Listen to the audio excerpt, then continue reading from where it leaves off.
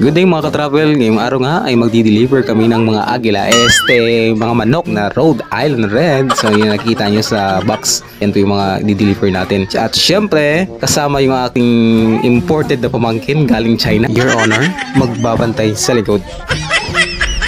At so yun nga mga ka-travel, papunta na kami ng Pigkawayan kasi nga doon kami magdi-deliver ng mga manok. So yung mga manok na pala naming dala ay mga Rhode Island Red chickens na 6 na heads, 5 babae at saka 1 lalaki. So ayun, samahan nyo kami mga ka-travel. Tara, let's go!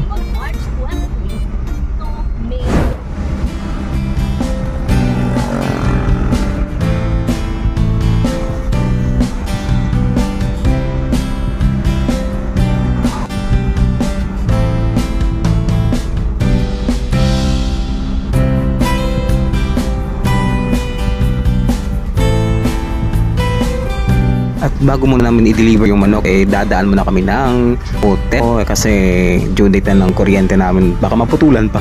Yan, tingnan natin saglit. Bayad-bayad muna para meron tayong pang-incubate ng mga itlog ng mga manok natin. Yan, di ba? So yan, pababa na si Mrs. So siya yung nakatokang magbayad. So antay nating lumabas. Sige.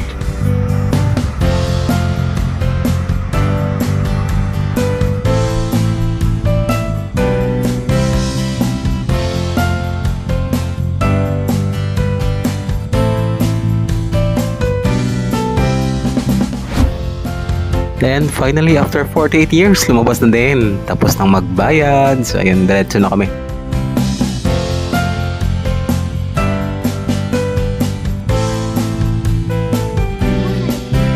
Wow.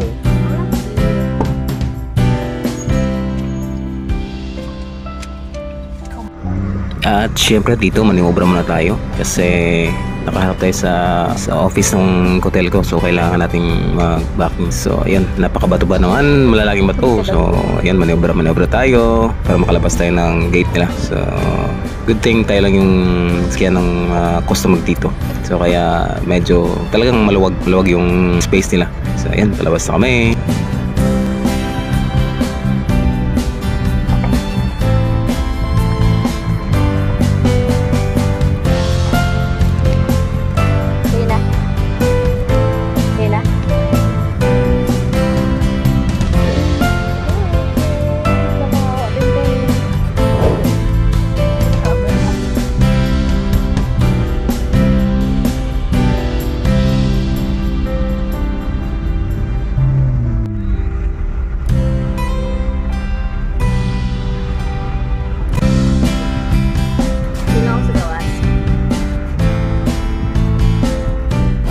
At yung inaakala mong lalaking dadaanan, eto na naman, another stopover.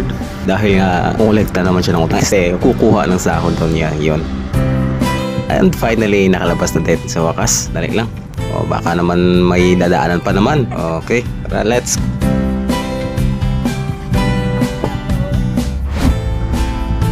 And finally, after ng ilang mga stopover na may dinaanan, yun, papaakyat na kami ng bahay kung saan dideliver namin yung mga manok. So ito ay paakyat ang Notre Dame. Ito yung nasa unahan yung paralan ng Notre Dame o Pigkawayan. So ayun, paakyat tayo. So tara, G!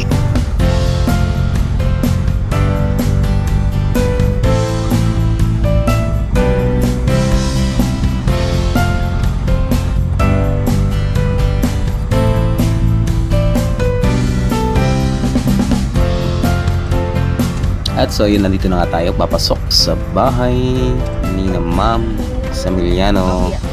Ito yung Samiliano's residence. So ito tayo magdi-deliver ng mga Rhode Island Red na mamasa. Yun, binababa namin ni Ivan, yung imported kong pamangkin galing China, Your Honor. So yan, dadalhin na naman sa likod.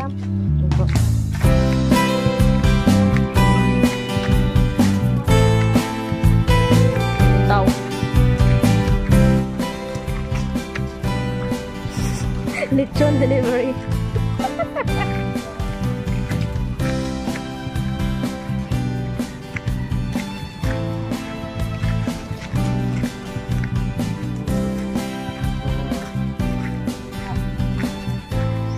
Maayong hapon.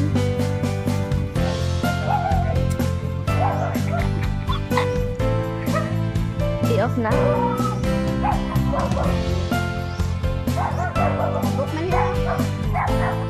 And so ayun, tinanggap ni Blue yung bayad. Oy, happy yarn. Happy yarn, may kita naman sa manuka. And so yun nga mga ka-travel. Ito yung mga manok na nalagayan namin sa loob. So yun yung magiging kulungan nila for the meantime. Hindi mo na sila magre-range kasi mag-a-adapt na sila sa klima at saka sa lugar. And pagkatapos, bumalik na kami.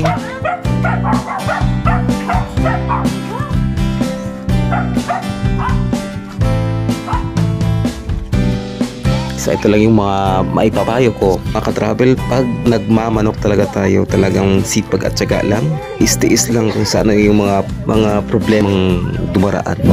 Tayong sumuko at palaging laban lang sa buhay. So sa muli, ito po si Travel Red nagsasabi, ingat po palagi and God bless. Goodbye.